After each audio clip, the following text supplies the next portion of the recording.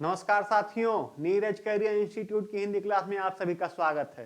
साथियों, आज 17 फरवरी को प्रथम पाली में आयोजित हुई पुलिस भर्ती परीक्षा के हिंदी प्रश्नों को हम हल कराने के लिए आ चुके हैं। आइए देखते हैं, पहले प्रश्न से शुरुआत करते हैं। पहला प्रश्न इसका हिंदी का, निम्नलिखित में से तद्भव शब्द कौन सा है? निम्नलिखित में से तद्भव शब्द कौन सा है? काज, ताप, शांत या जलद? तो इसका सही विकल्प है विकल्प ए, काज। क्या सही है? सही विकल्प है काज। काज का तत्सम शब्द क्या होता है? कार्य। दूसरा, निम्नलिखित में से किस विकल्प के सभी शब्द तत्सम हैं? डंडा, नाक, नव्य, स्वर्णकार, पलंग, पीला, कुम्हार या गधा? अब देखिए, तत्सम शब्द वे शब्द होते हैं जिनमें आधे अक्षरों का प्रयोग ज्यादा होता है। अब देखिए इनमें किसमें किसमें है, इसमें है और इसमें बी और डी में, लेकिन अधिकतर आपको वाह वर्ड जो है वो आपको मिलेगा, या ड़ा वर्ड ये आपको मिलेंगे तत्सम में। अगर आप तत्सम में देखेंगे तो तत्सम में आपको बा मिलेगा। यहां कौन कौन सा है? यहां है विकल्प बी, नव्य और स्वर्णकार। नव्य का अर्थ होता है नया, जैसे नव्य अयोध्या, नई अयोध्या, शहर बसाया जाता है। तीसरा देखिए, नलिन और राजीव शब्द निम्नलिखित में से किस शब्द के पर्यायवाची हैं? आपने पर्यायवाची पढ़ा है कि नलिन और राजीव किसके किसके हैं। देखिए, कमल, उत्कर्ष, अंबर या चौथा विकल्प उपवन? जल्दी से बताइएगा। इसका सही विकल्प है विकल्प ए, कमल। क्या है? कमल। कमल का पर्यायवाची कौन कौन से हैं? नलिन, राजीव, अंबुज, पंकज। ये सब जो पर्यायवाची है सब किस शब्द के हैं? ये सब कमल के पर्यायवाची हैं। अगला प्रश्न देखिए, पूर्व और उत्तर के बीच की दिशा, पूर्व और उत्तर के बीच की दिशा, इस वाक्यांश के लिए एक शब्द निम्नलिखित में से कौन सा है? नैतृत्य, वायव्य, आग्नेय या फिर ईशान? अब जान लीजिए कैसे होता है, देखते चलिए एक साथ, कंफ्यूजन दूर भी हो जाए। जैसे मान लीजिए ये हो गया उत्तर, ये हो गया दक्षिण, ये हो गया पूरब और ये हो गया पश्चिम। अब इस दिशा को कह रहा है, ये है ईशान। इसे क्या कहा जाएगा? ईशान। हमारा सही विकल्प क्या है? हमारा सही विकल्प है विकल्प डी, ईशान। जानते रहिए, इसको क्या कहा जाता है? उत्तर पश्चिम को इसको कहा जाता है वायव्य। इसको क्या कहा जाता है? दक्षिण पश्चिम को इसको कहा जाता है नैतृत्य। और इसको क्या कहा जाता है? दक्षिण पूर्वी को कहा जाता है आग्नेय। क्या कहा जाता है? आग्नेय। इस तरीके से आप देख लीजिए, 8 दिशाएं हैं, पूर्व, पश्चिम, उत्तर, दक्षिण हम जानते ही हैं, और ईशान, वायव्य, नैतृत्य और आग्नेय। हमारा सही विकल्प है विकल्प डी। अगला प्रश्न देखिए, अगला प्रश्न है, निम्नलिखित किस विकल्प में सम श्रुति सम भिन्नार्थक का सही अर्थ भेद है? सम श्रुति सम भिन्नार्थक का सही अर्थ भेद है। विष, विष। क्या क्या है? विष, विष। ये क्या? इसका धन और इसका जहर। शशधर, शशिधर। चांद, शिव। व्रण, वर्ण, रंग, घाव। प्रकृत या प्राकृत, इसके लिए दिए हैं एक भाषा या यथार्थ। इसका सही विकल्प हमारा विकल्प बी, शशधर, शशिधर। शशधर, शशधर कहते हैं चंद्रमा को, और शशिधर शिव को। अब शशधर क्यों कहते हैं? क्योंकि ये शशका से लिया गया है। इसका अर्थ होता है खरगोश। क्या अर्थ होता है? खरगोश। अब ये माना जाता है कि जो चांद पर परछाई बनी है वो कैसी है? वो खरगोश जैसी आकृति की है, इसीलिए चांद को, चंद्रमा को कहा जाता है शशधर। और चंद्रमा भगवान शिव के सिर पर है तो उन्हें कहा जाता है शशिधर। तो इसका सही विकल्प है विकल्प बी, शशधर और शशिधर।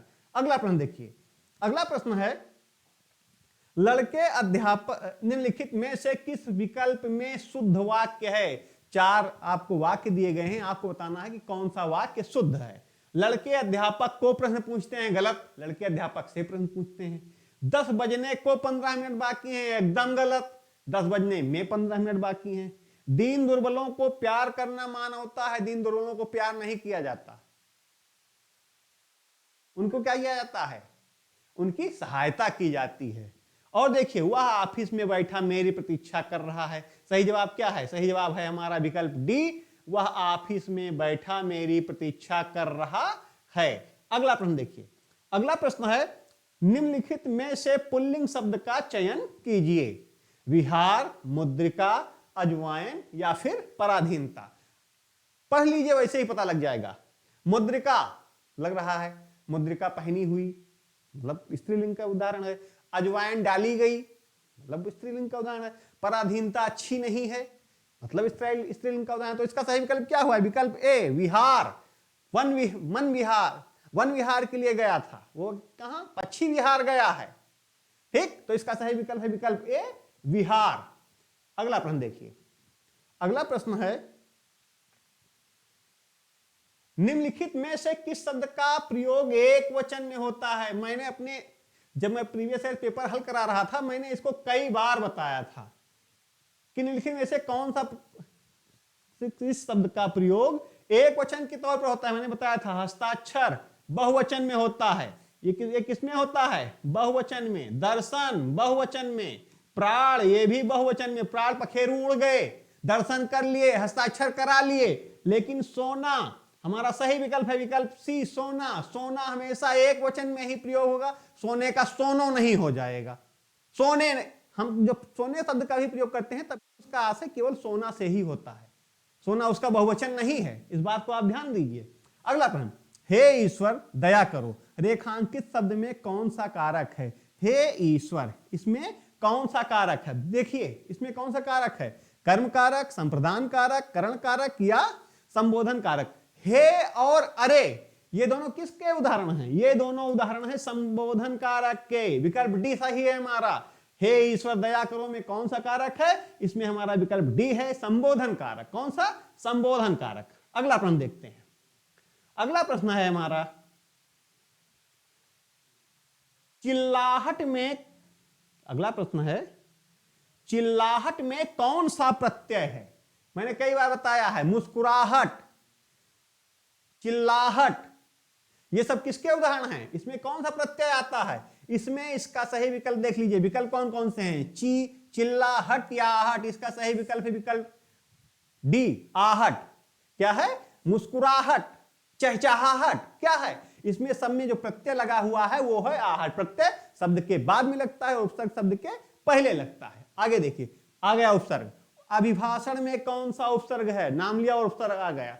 अभिभाषण में कौन सा संबंध, कौन सा उपसर्ग है? भाषण एक शब्द होता है। आगे देख लीजिए क्या लगा है? अभी। इसका सही विकल्प है हमारा विकल्प बी अभी। कौन सा विकल्प सही है? विकल्प बी अभी। अब देखिए, रक्त रंजित शब्द में कौन सा समास है? मैंने कई बार बताया है कि जैसे ही आप समास देखिए, पहले आप जान लीजिए कि समास का विग्रह कैसे किया जाता है। रक्त रंजित, रक्त रंजित का अर्थ क्या हुआ? रक्त से रंजित, रक्त से रंजित, खून से सना हुआ, खून से रंगा हुआ, रक्त रंजित। और जैसे ही से दिखाई पड़ा, हम तुरंत जान गए कि ये कारक वाला समास है। कारक वाला समास का अर्थ क्या है? डी, तत्पुरुष समास। कौन सा आएगा? डी, तत्पुरुष समास। अगला देखिए, क्यों, कब, कौन से सर्वनाम के उदाहरण हैं? क्यों, कब, कौन से सर्वनाम के उदाहरण हैं? जिसमें भी प्रश्न पूछे जाएं वो प्रश्नवाचक सर्वनाम के उदाहरण होते हैं। निजवाचक, निश्चयवाचक, अनिश्चयवाचक नहीं होते। वो किसके उदाहरण होते हैं? वो होते हैं प्रश्नवाचक सर्वनाम के उदाहरण। विकल्प सी हमारा सही है। कब, क्यों, कौन, कैसे, ये सब प्रश्नवाचक सर्वनाम के उदाहरण हैं। अगला प्रश्न देखिए। अगला प्रश्न हमारा, अगला प्रश्न है, देखते चलिए ऐसे, मदिरालय के शब्द के संधि विच्छेद का चयन कीजिए। मदिरालय में कौन सा संधि विच्छेद है? सब जानते हैं, बहुत ही आसान आया है।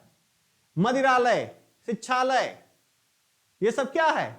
ये सब कौन सा इसमें होगा?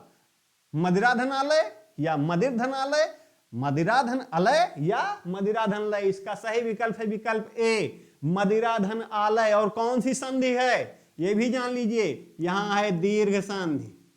कौन सी संधि है? दीर्घ संधि।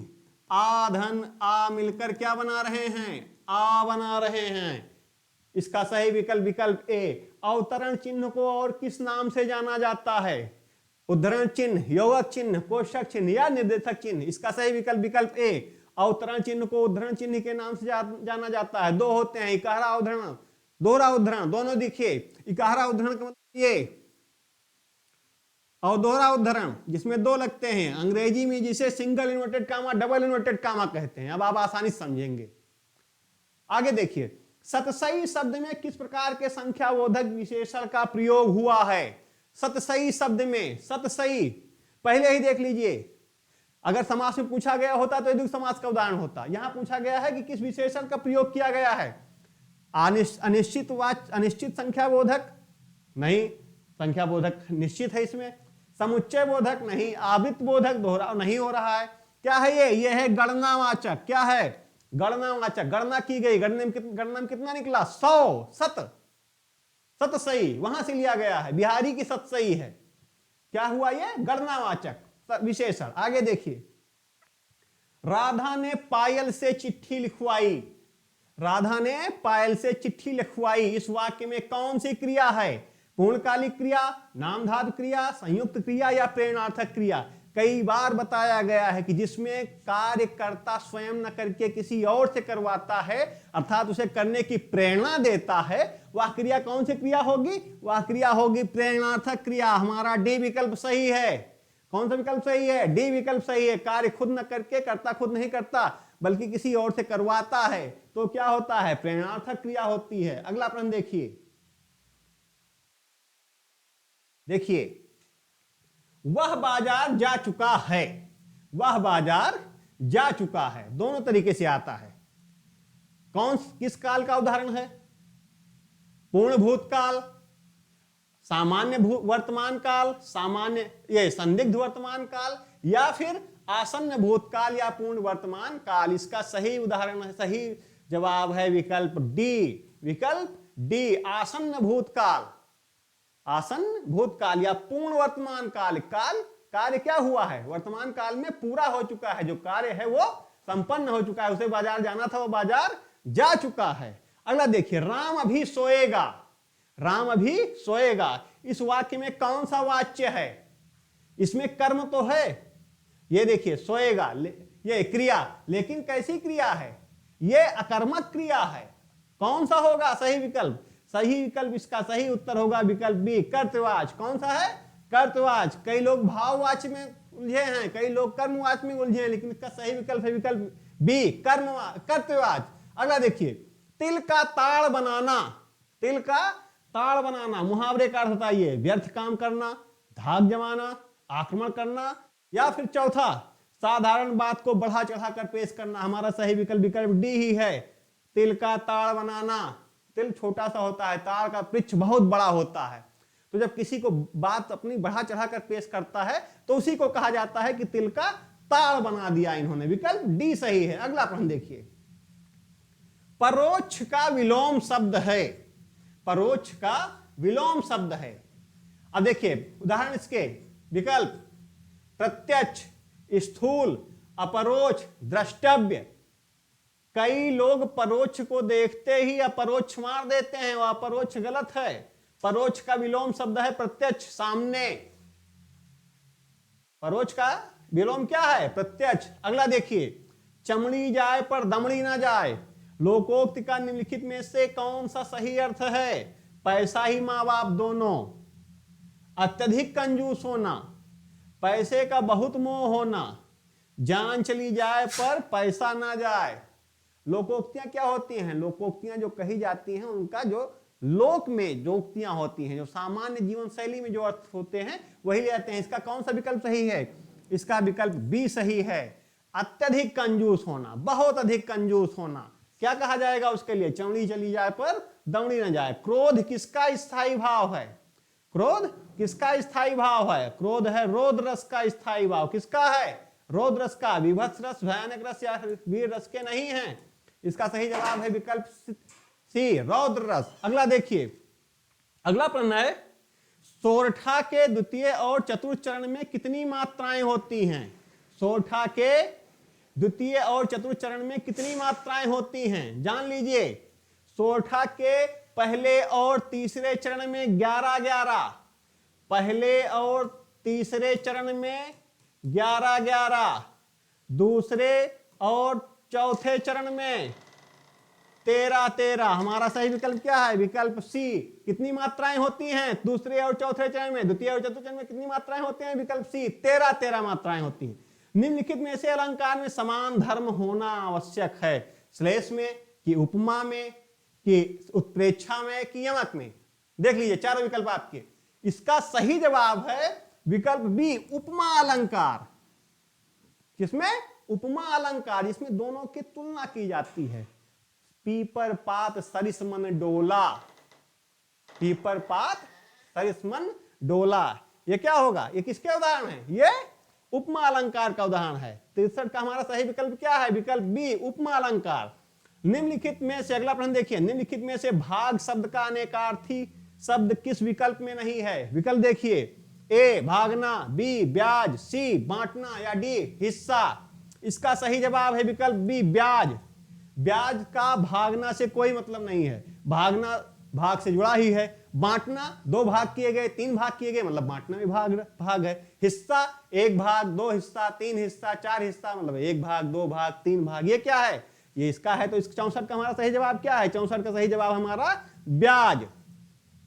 आगे देखिए, प्रश्नों को देखते चलिए। अब हमारा एक पैसेज है, पैसेज को पढ़कर उसका उत्तर देना है। पैसेज हमारा, भारत भयंकर अंग्रेजी मोह की दुर्वस्था से गुजर रहा है। भारत भयंकर अंग्रेजी मोह की दुर्वस्था से गुजर रहा है। इस दुर्वस्था का एक भयानक दुष्परिणाम यह है कि भारतीय भाषाओं के समकालीन साहित्य पर उन लोगों की दृष्टि नहीं पड़ती जो विश्वविद्यालयों के प्रायः सर्वोत्तम छात्र थे। जो सबसे अच्छे छात्र थे वो क्या हुआ? भारतीय साहित्य के समकालीन साहित्य को पढ़ते ही नहीं है। अब देखिए फिर, और अब शासन तंत्र में ऊंचे ओहदों पर काम कर रहे हैं। जो सबसे अच्छे छात्र थे वो ऊंचे ओहदों पर काम कर रहे हैं और वो भारतीय भाषाओं के साहित्य को पढ़ते ही नहीं हैं। फिर देखिए, इस दृष्टि से भारतीय भाषाओं के लेखक केवल यूरोपीय या और अमेरिकी लेखकों से हीन नहीं, बल्कि उनकी किस्मत मिस्र, वर्मा, इंडोनेशिया, चीन और जापान के लेखकों की किस्मत से भी खराब है। बड़े बड़े देशों की बात नहीं कर रहा है, छोटे छोटे देशों की बात कर रहा है कि उनसे भी, उन देशों के लेखकों से भी जो भारतीय भाषाओं के लेखक हैं उनकी दशा खराब है। क्योंकि इन सभी देशों के लेखकों की कृतियां वहां के अत्यंत सुशिक्षित लोग भी पढ़ते हैं, लेकिन यहां नहीं पढ़ते। केवल हम ही हैं जिनकी पुस्तकों पर यहाँ के तथाकथित शिक्षित समुदाय की दृष्टि प्रायः नहीं पड़ती। भारतीय भाषाओं के लेखकों की जो पुस्तकें होती हैं उसको भारतीय लोग नहीं पढ़ना चाहते। वो पढ़ते क्या है? अंग्रेजी। उसे अंग्रेजी में ही पढ़ लेता है। ये देखिए, हमारा तथाकथित उच्च शिक्षित समुदाय जो कुछ पढ़ना चाहता है उसे अंग्रेजी में ही पढ़ लेता है। अंग्रेजी के 10 लेखक कहिए, बता दीजिए, बता देगा। और हिंदी के 1-2 के अलावा उसको नाम ही नहीं पता है। 1-2 इसलिए पता है क्योंकि जब उसने पढ़ा रहा होगा, हिंदी अनिवार्य विषय रहा होगा, 1-2 लेखकों के नाम उसमें पढ़ा रहा होगा उसने।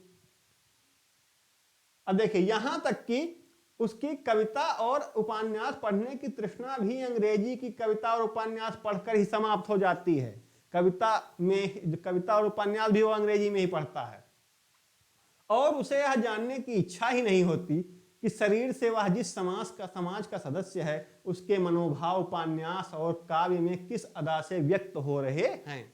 जब वो अंग्रेजी में पढ़ता है तो अंग्रेजों वाली मानसिकता भी समझ पाता है। वो हिंदी भाषी लोगों की या अपनी मातृभाषा से जुड़े जो लेखक हैं ना उनकी कृतियों को पढ़ता है और ना आम जनमानस की बात को वो समझ पाता है। अब देखिए, इससे प्रश्न इससे है, उपर्युक्त शीर्षक दीजिए। जो हमने पढ़ा पैसेज उसका शीर्षक देना है। भारत की दुर्वस्था, या फिर भारतीय शिक्षितों की दुर्वस्था, या भारतीय शिक्षितों का अंग्रेजी मोह, या भारतीय लेखकों की दुर्दशा। इसमें है, इसका सही जवाब यही रहेगा, विकल्प डी, भारतीय लेखकों की दुर्वस्था। भारतीय लेखकों की दुर्दशा यही है कि उनकी किताबें भारतीय लोग पढ़ना ही नहीं चाह रहे हैं। इसका विकल्प डी सही है। भारतीय लेखकों की किस्मत खराब है क्योंकि, विकल्प देखिए, वे अपनी भाषा में लिख नहीं सकते, लिखते हैं। वे अपनी भाषा के साहित्य को पढ़कर अपने समाज का हाल चाल नहीं जान सकते, वो तो लेखक ही हैं। वे अपनी बात भारतीय शिक्षित पाठकों तक पहुंचा नहीं पाते, पहुंचाते तो हैं, वो पढ़ना ही नहीं चाहते। चौथा विकल्प देखिए, उनकी पुस्तकों को यहाँ के नागरिक गर्व योग्य नहीं मानते, ये भी बात है।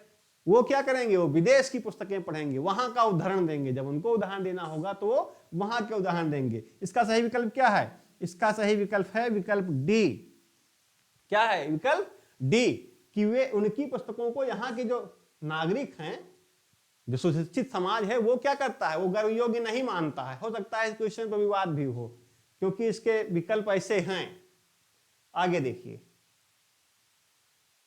अगला क्वेश्चन देखिए, भारतीय भाषाओं के लेखक अंग्रेज, अमेरिकी, यूरोपीय तथा चीन, वर्मा, जापान के लेखकों से भी हीन हैं, क्योंकि अब देखिए विकल्प, उनमें भाषा के प्रति गौरव नहीं है, उसमें उनमें भाषा के प्रति गौरव नहीं है। दूसरा विकल्प देखिए, वे अंग्रेजी के मोह से ग्रस्त हैं, अंग्रेजी के मोह से क्या हैं, ग्रस्त हैं। तीसरा देखिए, उनके साहित्य को भारत में नहीं पढ़ा जाता।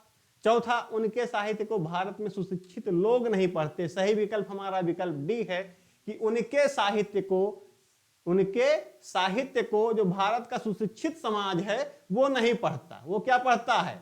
वो अगले प्रश्न में देखिए, भारत का सुशिक्षित समाज कौन सा साहित्य पढ़कर संतुष्ट हो जाता है?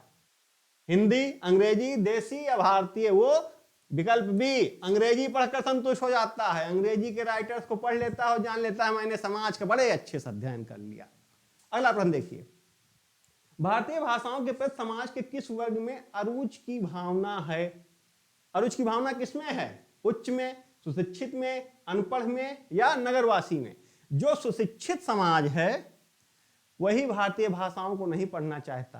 वो क्या करता है? वो जो अंग्रेजी की हैं रचनाएं, जो कृतियां, जो काव्य, उसी उपन्यास को, उसी को पढ़ना चाहता है। अब देखिए, मानसरोवर किसकी रचनाओं का संकलन है?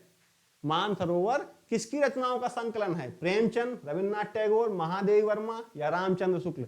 मैंने बताया था कि प्रेमचंद और जयशंकर प्रसाद की रचनाओं में से किसी एक न एक रचना को आना ही है। देख लीजिए, मानसरोवर किसकी रचना है? मानसरोवर रचना है मुंशी प्रेमचंद की। क्या है ये? कथा संग्रह है, 8 भागों में। कितने भागों में है मानसरोवर? 8 भागों में है। मानसरोवर में 8 भाग हैं। अगला प्रश्न, मीराबाई किसकी शिष्या थी? संत नामदेव, संत तुकाराम, संत रैदास या संत एकनाथ? इसका सही जवाब विकल्प सी, मीराबाई संत रैदास की शिष्या थी।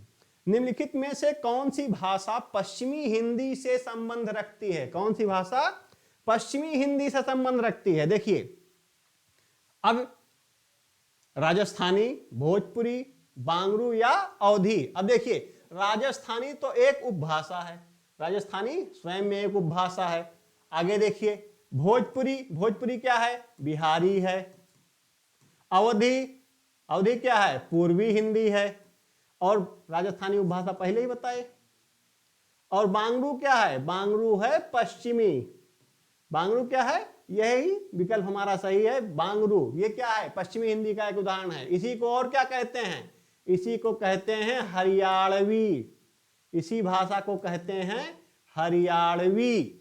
जानते रहिए। अगला, निम्नलिखित में से नहीं कौन से प्रकार का रीतिवाचक विशेषण है? निम्नलिखित में से नहीं कौन से प्रकार का रीतिवाचक विशेषण है, क्रिया विशेषण है? विधिबोधक, निश्चयबोधक, प्रश्नबोधक या निषेधबोधक? जिसमें भी नहीं आ जाए, इनकार कर दिया जाए, नकारात्मक हो जाए, वो क्या होता है?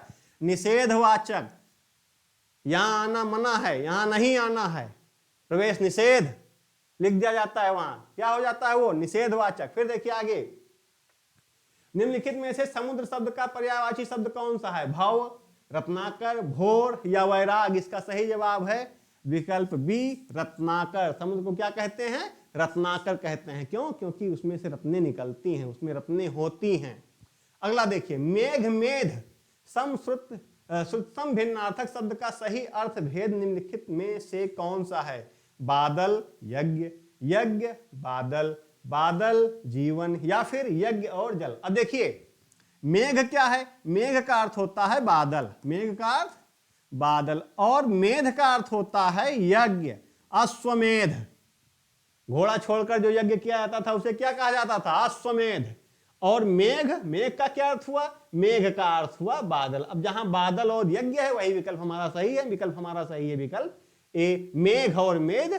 इसका संस्कृत भिन्नार्थक अर्थ क्या है? बादल और यज्ञ। आखिरी प्रश्न, हिंदी का आखिरी प्रश्न, स्त्री जो अभिनय करती है, स्त्री जो अभिनय करती है। वाक्यांश के लिए एक शब्द का चयन कीजिए, नर्तकी, गायिका, अभिनेत्री, नायिका। अभिनय करने वाली स्त्री है विकल्प सी अभिनेत्री। क्या है?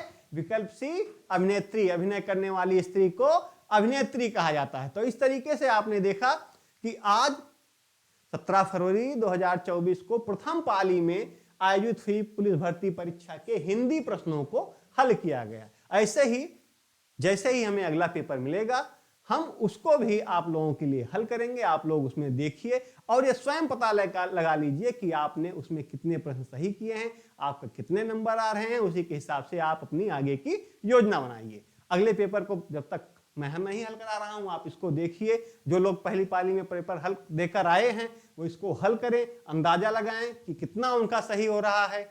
अगले पेपर को मैं फिर से हल कराऊंगा, जैसे ही मेरे पास आएगा मैं उसे हल कराऊंगा। तब तक के लिए आप सभी को नमस्कार।